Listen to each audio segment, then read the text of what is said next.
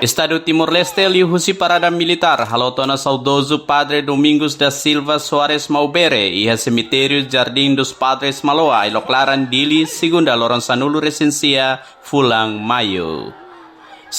Cerimônia funeral hahu missa homenagem nebe presidi husi Presidente República José Ramos Horta, hamutu com membro governo, membro Parlamento Nacional Sira, ex-titulares Sira, Arcebispo Arquidiocese Metropolitana Dili, Dom Virgílio Cardeal do Carmo da Silva, hamutu com Presidente Conferência Episcopal Timorense, no Bispo Diocese Maliana, Dom Norberto do Amaral, no Bispo Diocese Bocau, Dom Leandro Maria Alves, acompanha Padre Sira, Husi Diocese Tolu.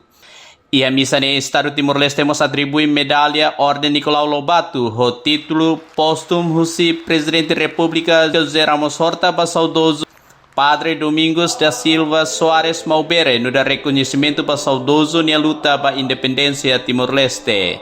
E no discurso Estado hateten Timor-Leste honia povo lakong amululik ida nabe durante nia mori sempre hamutu ko povo lian like sira, hori asuru poder mundo sira liliu ba resistência Timor-Leste niang ia processo ukun rasikan.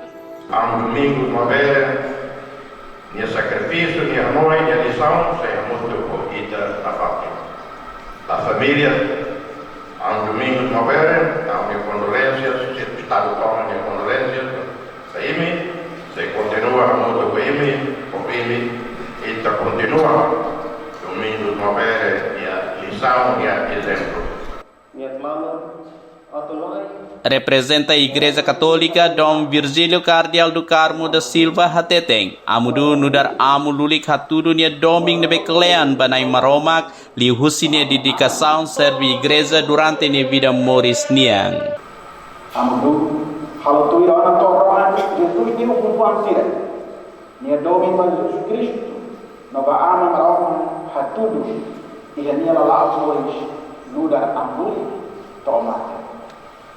Obrigado, Amudu, Badomi, obediência, para exemplo da vida, para sacrifício, para dedicação toma, para amo, para a igreja, para o povo Timor. Mas que hakanarang nudar maromakatang, Amudu moseta reconhecimento do Estado bania dedicação durante a luta ba ukun rasikang ya tempo ocupação Indonesia niang.